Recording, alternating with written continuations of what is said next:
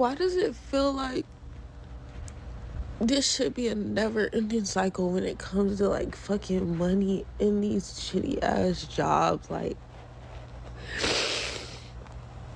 bitch, by the time you get paid, you already know where that shit going, bitch. You don't be left with nothing, and that shit is a never-ending fucking cycle. Like, bitch, I'm always back to fucking square one, which be zero, bitch. Like, I'm so tired of that shit.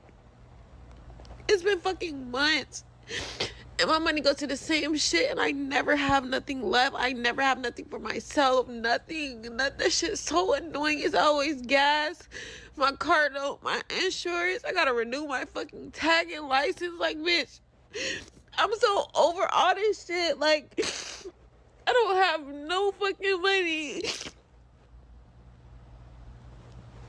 These jobs not paying shit. These jobs not hiring. Like, bitch, I'm literally just fucking existing, bitch. Bitch, the only thing keeping me going is the fucking gym. I swear to God. That's the main reason I go to the gym, bro. One of the main reasons. Like, I do not be wanting to fucking be here, bitch. Like, I'm about to be fucking 25. Like, I'm not even really excited for my fucking birthday. I'm just over all this shit. I swear to God. Like,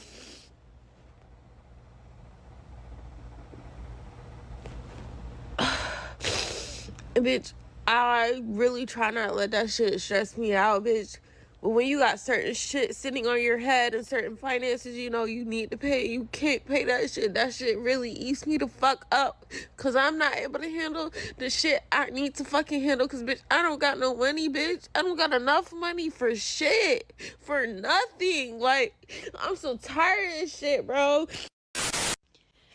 Anybody else wake up at 4 o'clock in the morning and instantly think, why the fuck am I doing this? What is the point? Just to go to work, make a couple dollars an hour, and barely still survive?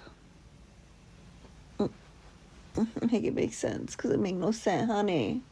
I literally don't understand how families are supposed to keep up with the grocery prices anymore. I just don't. The cart isn't even full, and somehow I'm already over budget, like every time I go to the grocery store. And don't even think about trying to buy healthier stuff. Just, you literally and practically need a payment plan to have like strawberries and chicken. I mean, is everyone like internally panicking at checkout, or is it just me? Are we in hell right now? Can someone explain to me how gas is literally $5 a gallon, 3 things at the grocery store is $50, and the federal minimum wage is $7.25 an hour? Like, huh? Is this the new norm? Are we all just living with our parents or with 5 roommates? Like, explain how America literally has money for a whole entire war. It doesn't even care if people who work 40 hours a week starve and can't afford groceries or a place to live. I cannot be the only person who thinks that there is something very, very wrong here. Okay. I'm sorry. Oh, hold on. Let me pause my TV show. I have to say something. We all are aware that this economy is ridiculous.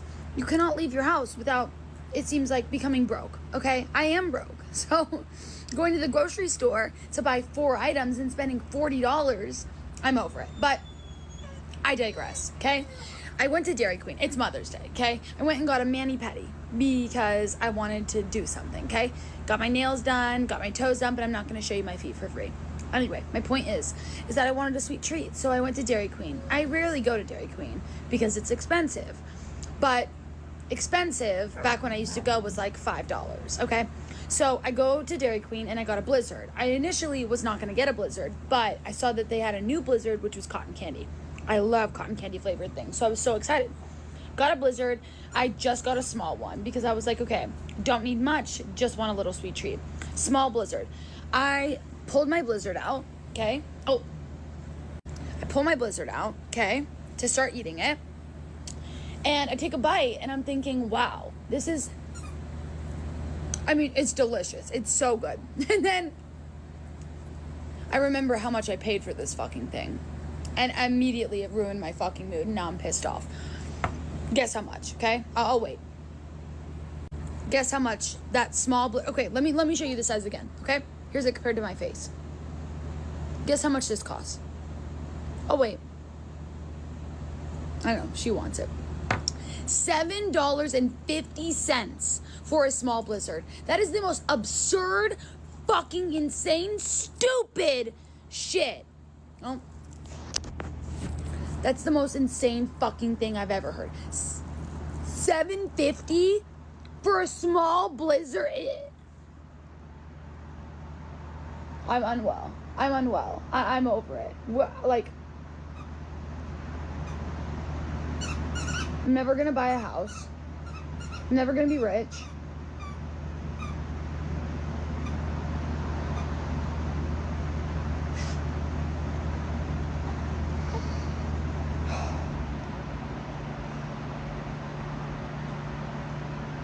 I can't. I have a serious question. What is going to happen when doctors, nurses, and other essential workers can't afford to drive to work because gas is so expensive?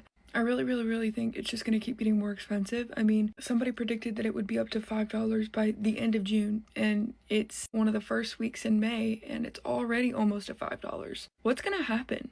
What's going to happen when the minimum wage stays the exact same, but everything else keeps increasing? What are we going to do? And I'm not trying to be funny or like make satire content. I promise this is a genuine question. I'm trying to come up with ways to reassure myself and to have hope. But how do you have hope in a situation like this? I have this constant pit in my stomach of like dread and just constant stress because what am I going to do? Gas is $5 a gallon and you have to spend $20 to get 2 items at the grocery store. Nobody can afford that. At first it was like, okay, this is getting a little crazy. But I mean, at this point, what are we gonna do?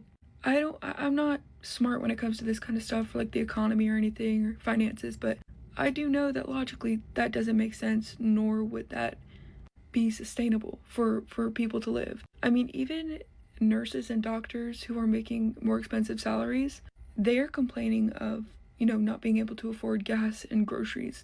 What about regular people making minimum wage? I'm just so scared. You wake up every day, you see something new in the news about how everything is going up, and I'm not getting an email saying that I'm getting a raise. What do we do? I'm sorry that I haven't been around. It's been hard for me to do this and also deal with all the things happening in my life right now. And I'm not in any other different situation than everybody else probably in this country right now. I don't know how I'm going to continue living where I live with the price of everything going up. I was going to put my son in a camp this summer so that he wasn't completely bored at home. That's off the table. I'm starting to sell the things that I never wanted to sell, things that are important to me. And every day I wake up and I hope that people are still fighting, because I can't right now. I mean, I can, but it's hard to give it my all when I feel like my life is crumbling around me. It is getting really rough, and I have an awful feeling that it's gonna get worse before it gets better, and that's what people keep saying. But it just seems to keep getting worse and never better. And I'm a millennial, so kind of feel like that's how my whole life has been. This wasn't meant to get on here and be a sob story. I just, I wanted to be honest. I'm struggling big time financially, and it's unfortunately making all the other struggles, my chronic pain, and anxiety worse, because I can't afford my medication. I can't afford to go get an MRI or to have a procedure done. And that is how we are living here. That's how Americans are living. We are one medical emergency away from bankruptcy. We are one car repair away from being evicted. I wish this could be more hopeful. I wish I could be more hopeful and say that it's okay. It's going to be fine. But I don't know that. Nobody really does. I hope you guys are all okay. I hope you're not going through what I'm going through. And if you are, just know that you're not alone. Shalom. Giving all praise, honor, and glory unto Yahweh, by Hashem, Yahweh Shai, by Hashem, Rakak Badash. Double honor to our apostles, elders, and bishops here at Great Millstone for teaching this truth that's going all around the earth. Shalom to the hopeful elect out there. It's your brother Atazawam. We're back at it again with another quick lesson. All right, this time, today, I, through the Spirit, chose to come outside since it was a decent day here. All right, and sometimes, you know, you try to break the monotony of doing a lesson. You know, sometimes you're inside, sometimes you're outside. You know, various different ways to, you know, depending on how you feel, you know, so that some of the tediousness of doing a lesson at times, you you kind of break that, and it's refreshing, you know, to have a little bit of a change of scenery. All right, so anyway, with that, we're gonna get right into the lesson. So I had that clip that was in the front from, you know, the brother whose channel is the Hopeful Elect 3, and it pretty much struck a chord with me. Now, we've seen these types of clips, you know, the brother puts up, and you know, it's a weekly basis, you know, about the woes and the struggles of the people of Babylon. All right, Babylon the Great here in America, you see. And one of the things that you notice is that it was all women. Okay, it's women who are, and forgive me for the wind if the camera picks it up, but what you see is a bunch of women crying about how they cannot afford this imaginary lifestyle of Babylon the Great. All right, and that's because Babylon is fallen. All right, as the scriptures prophesied that it would. It's just not completely done yet, but it's on the path to destruction.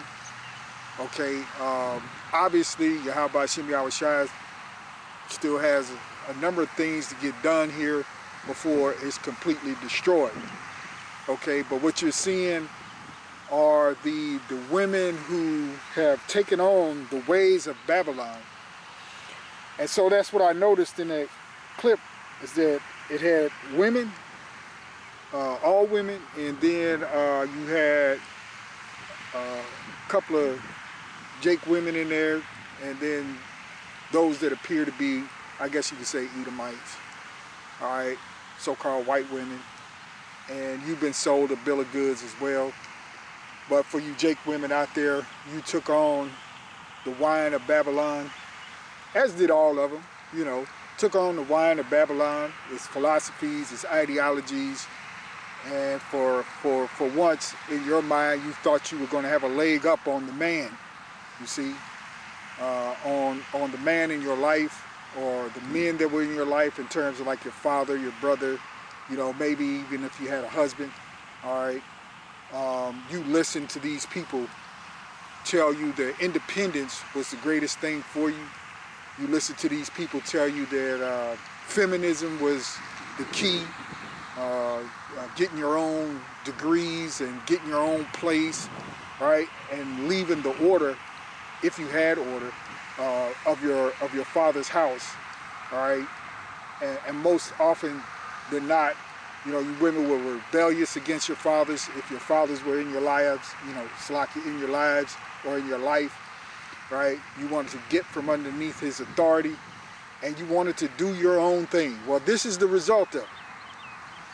That you're sitting in your car and you're crying because you can't afford life anymore.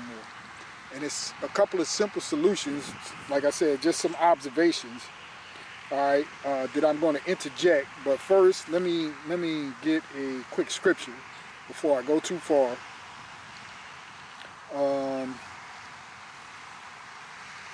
Because when it comes to you Negro, Latino, and Native American women out there, you fail to realize, okay, who and what you are, even though the men of the Lord are out and about on the internet, in your cities, your towns, your rural areas, okay, hard to get to places, even in the parks, such as I am right now, okay, to preach this gospel, all right, doing it through videos and shows and live streams and such, okay, and you know, majority of you just ignore the message. Now there are very few sincere sisters who have received the message and the understanding, and may the Lord Yahweh Shem Yahushai bless you women, you know, who are, you know, in the right spirit, okay? So first, let me get, Salakia, let me see. Let's get Micah 7,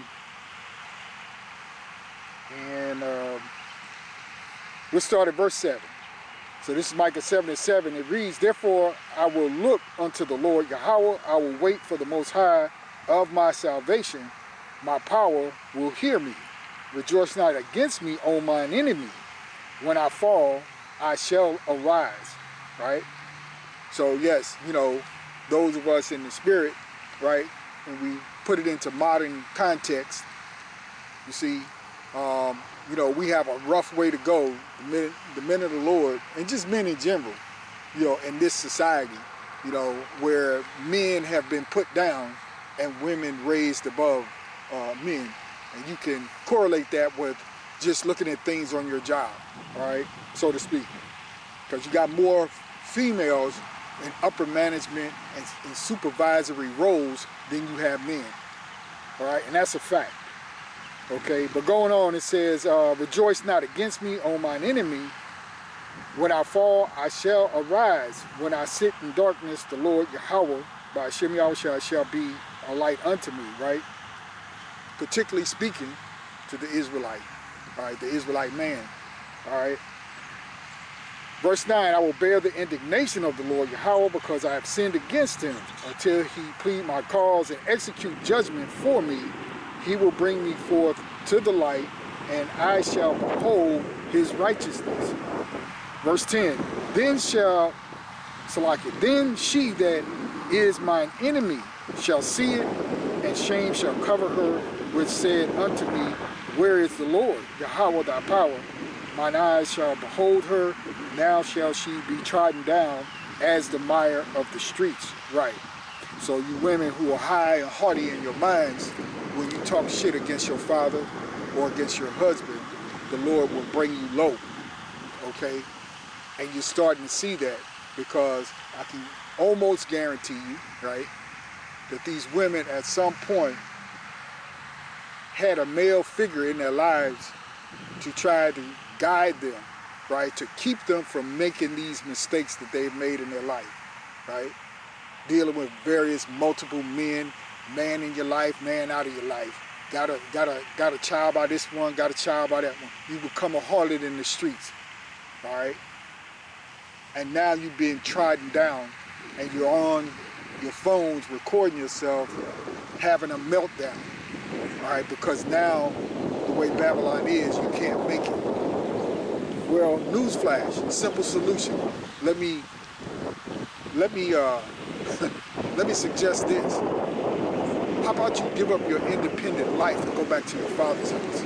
How about you do that? How about you mend the broken bridges that you have with your family, instead of trying to prove something to yourself and to the niggas in the world who really don't care about you? How about you humble down? How about you pray and ask the Lord? How about you Israelite women, you repent and pray unto the Lord and ask the Lord for wisdom to guide you back home, to be amongst your father, or maybe there's an older brother, okay, in your family, all right? Or that you get with a man of the Lord, you see? That's a simple solution. But see, because of pride, you women have been given so much and brought up in this society that you refuse to believe, one, that there is a simple way out of this, right? And two, you refuse to believe that you can't make it on your own. This is not the world that they promised you. And that's what you all are having a hard time dealing with. Okay? Now, before I get off track, so you Israelite women, you know, you're going to catch hell here. All right? And as we go into all the time, with Zechariah 13, 8 and 9, or 7, well, 7 and 8, Salakia, let me get it real quick.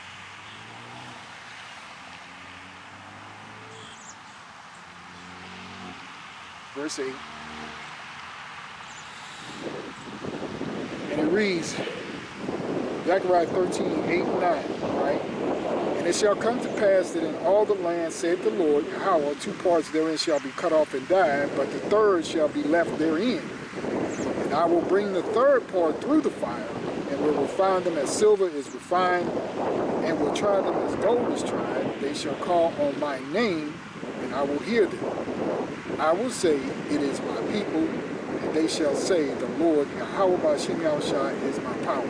You see, that 2/3, you're going to be cut off and die. Okay? And that's what we tell you all the time.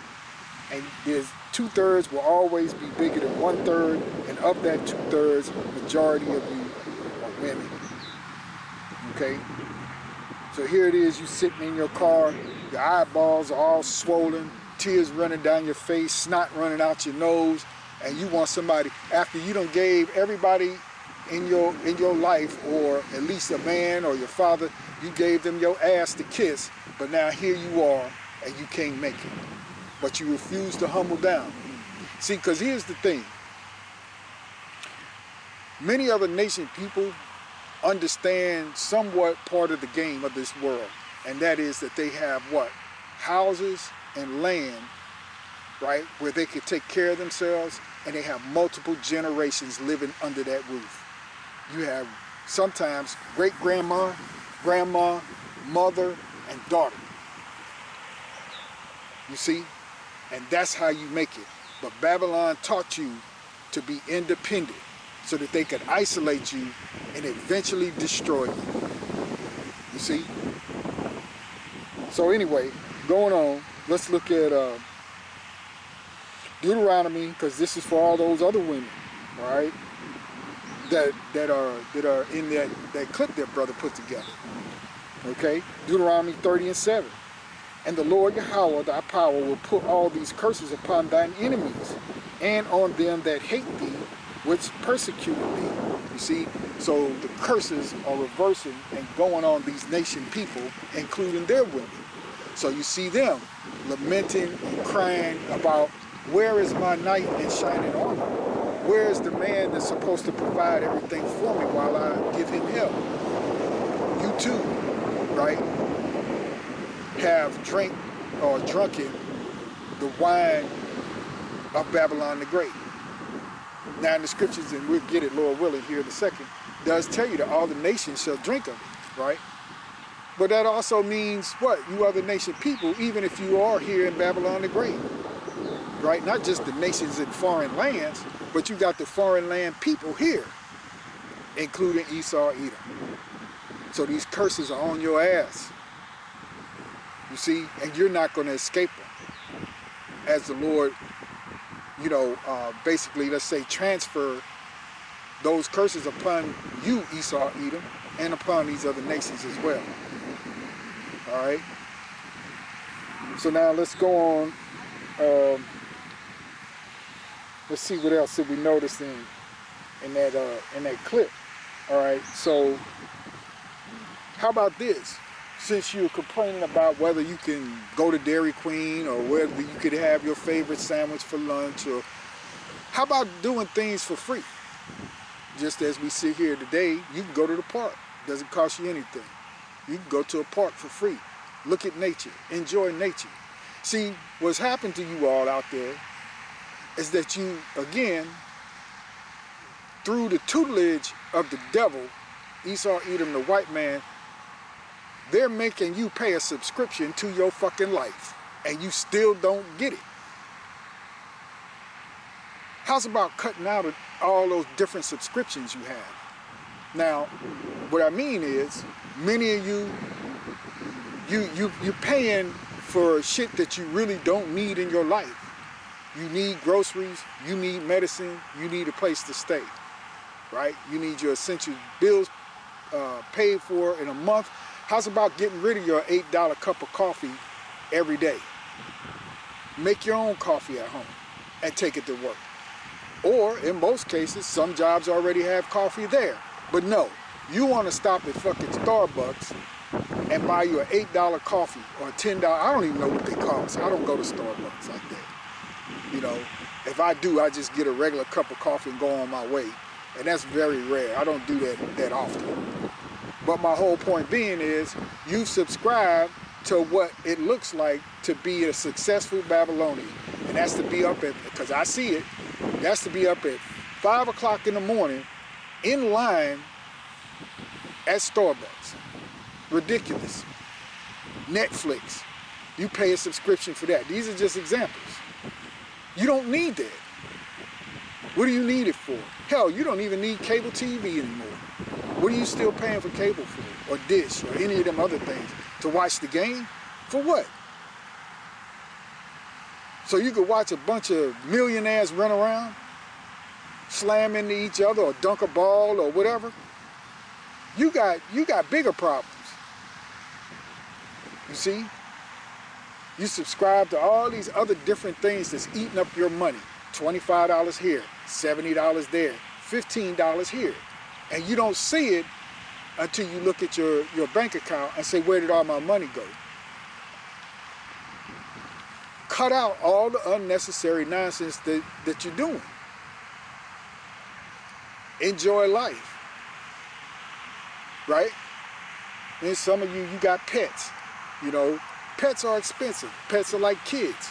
They're even worse than kids. They're even worse than taking care of the aged in your house. These pets today have more prescriptions than the average human being. You got to take them to the vet. You know, they got all types of allergies. You know, even the pets are all messed up. Okay? Anyway, let's go to, the brother had it in there, but we're going to read it. Haggai 1:1. We'll start at the top.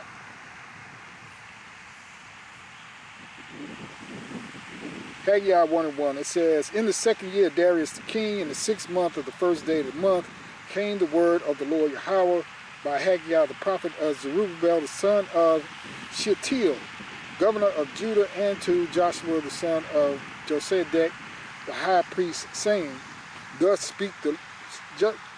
speaketh the Lord of hosts, saying, This people say the time is not come, the time that the Lord's house should be built.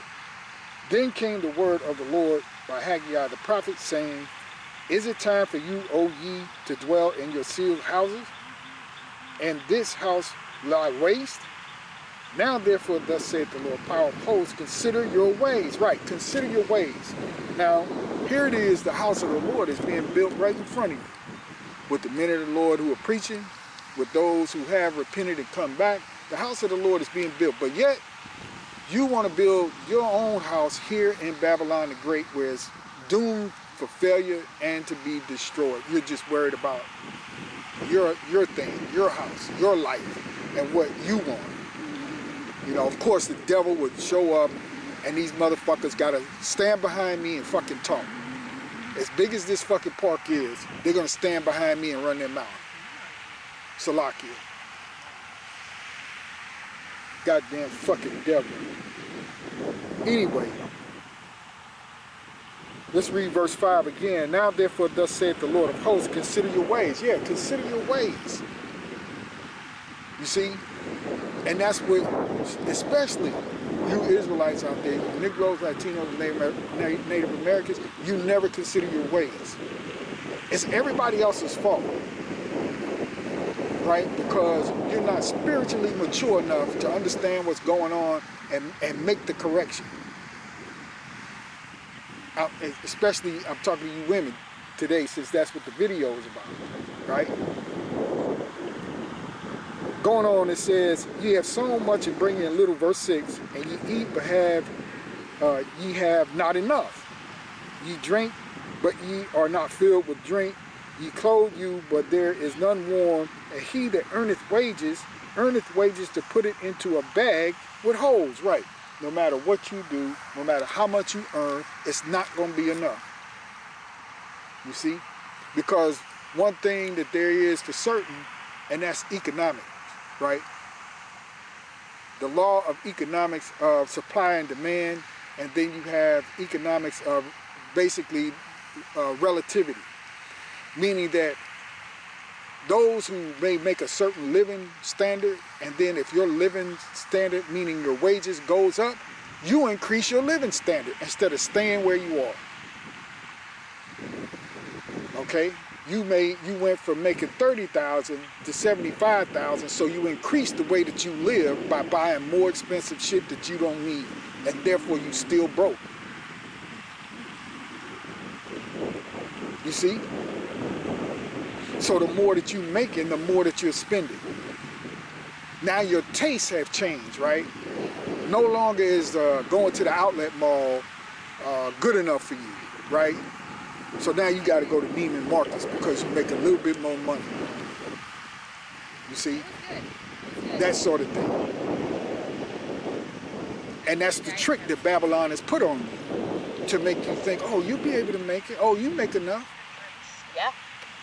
But by the time you add all of that up, it's not going to be enough.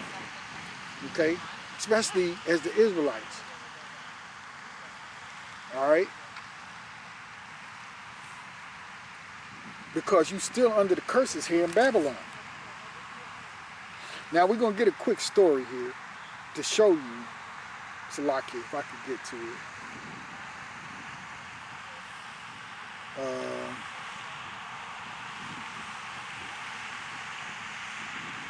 Bear with me just a quick second.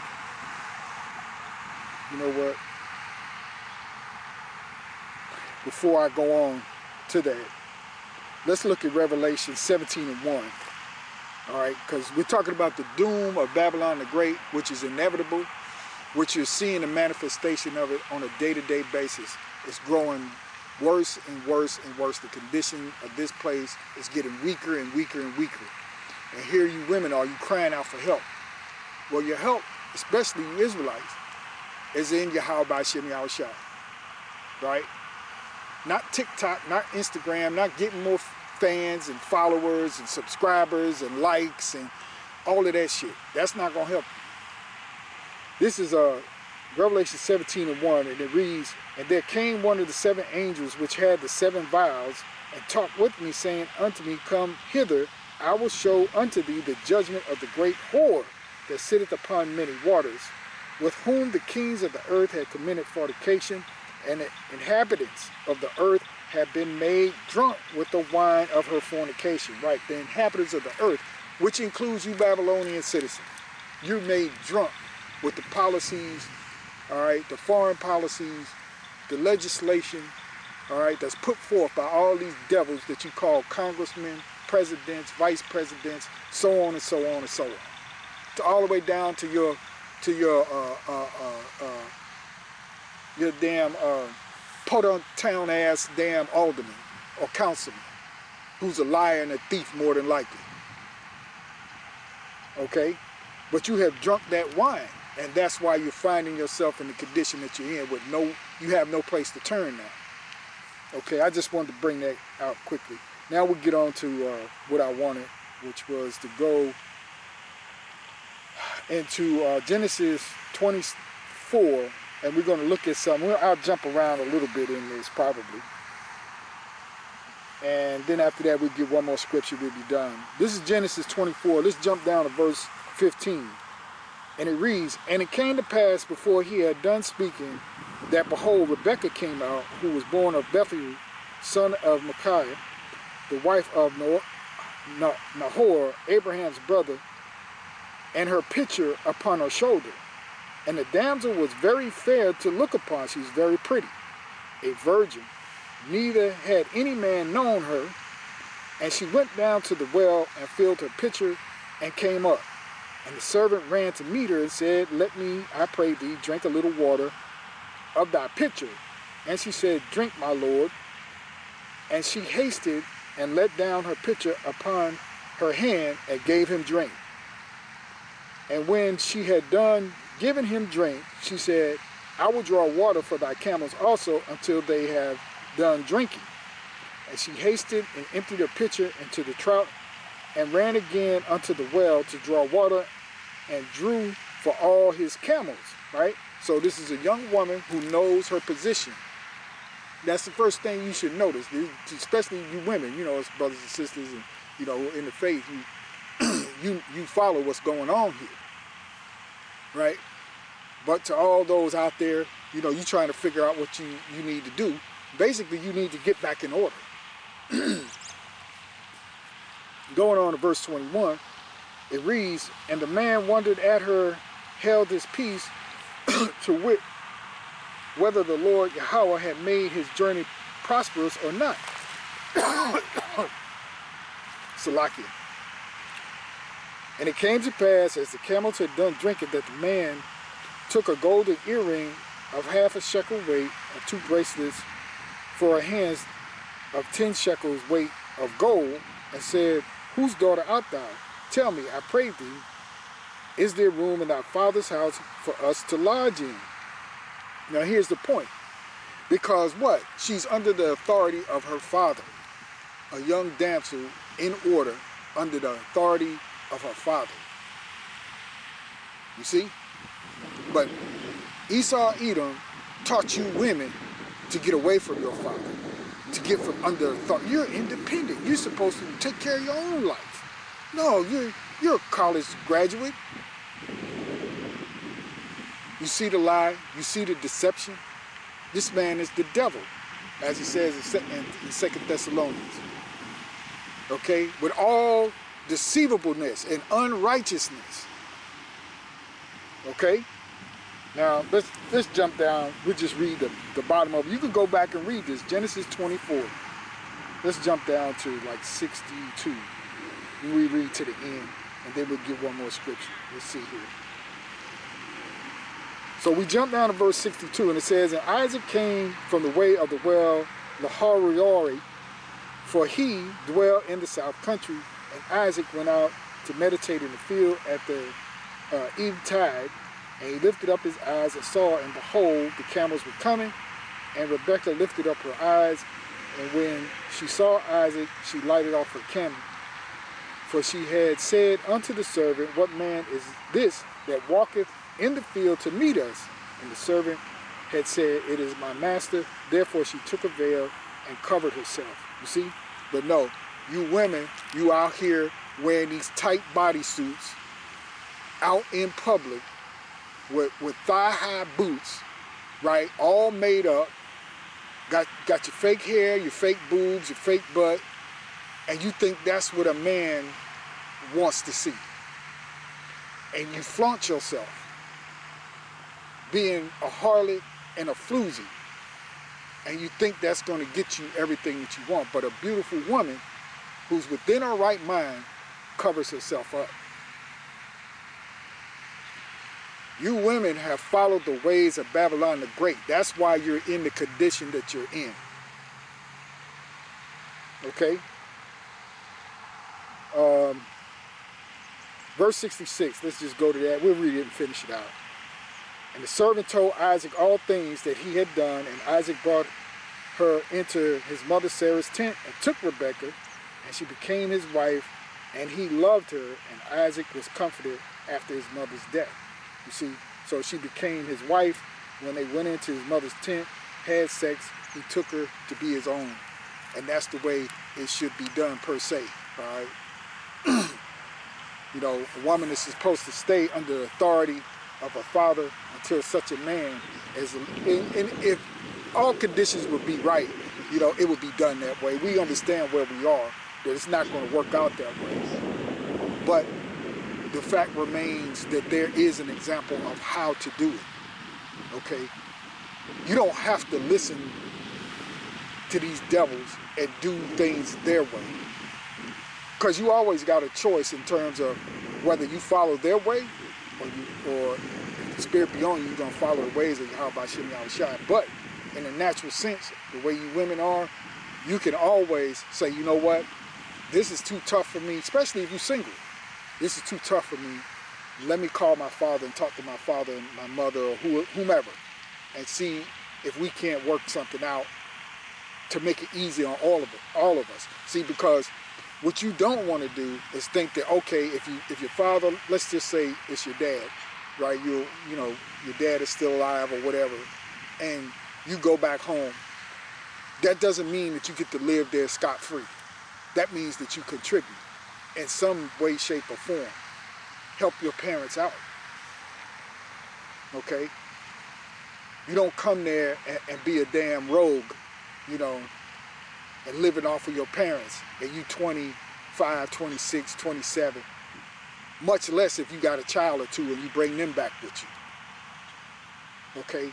But you can pool your resources and everybody can help everybody out. Because that's what, after all, that's what all these other nation people do, right? That they still, even though they may come to Babylon the Great, they still maintain their customs from whatever lands they come from. Within a reasonable degree, that is. All right? So let's get one more, and then we'll be done. Slakia. Didn't mean to go on this long. Let's go to 1 Timothy, right? And we know that you rebellious ass women out there, you hate these scriptures. You hate the Lord. See, because you think you have a right to do your own thing. 1 Timothy 2:11, let the woman learn in silence with all subjection. You hear that? That means you're supposed to be learning in silence, meaning under the subjection or the rulership of a man. Be it, again, your father or your husband. And stop running your clamorous mouth. It's a real easy fix to this thing. Going on, it says, but I suffer not a woman to teach, nor to usurp authority over the man, but to be in silence. For Adam was first formed, then Eve, right, order. And you Babylonian women, you hate order. And so now look at the condition that you're in. Verse 14, and Adam was not deceived, but the woman being deceived was in a transgression. Notwithstanding, she shall be saved in childbearing if they continue in faith and charity and holiness with sobriety. Right. Put yourself under the rulership of, if you're unmarried, under the rulership of your father, if he'll have you, you know, because like I said, most of you women, you showed your ass and, you know, you burn many bridges, you know, be it, again, your father, your older brother, or whatever the case may have been, you know, for you, or to your own husbands. You see, you got proud, you got built up, you know, you listen to the devils at work who told you, you really don't need him. You know, you make twice as much as he make. He living, and other women do that. Other women will come into your life just to tear your life apart because they miserable themselves. But you got to know the game. Okay? So pretty much I think that's all I wanted to touch on. You know, we can go a little bit longer, but I think that should suffice. All right? You women out there, you need to return to order. And that'll get you out of the situation of crying in your car, not being able to make it, worrying about this. Cut out all that stuff you don't need in your life and humble yourself. And maybe the Lord will send you, you know, a man of the Lord. Maybe he'll send you to somebody who will be good to you, take care of you, or help you, you know. But so long as you got that pride demon, things are only going to get worse for you. All right? So with that, I'll end the lesson right there. Giving all praise, honor, and glory unto Yahweh, by Hashem, Yahweh Shai, by Hashem, B'chak Wadash. Double honor to our apostles, elders, and bishops, the great millstone. Shalom to the hope of the elect. Lord willing, I'll see you again with another lesson real soon. Shalom.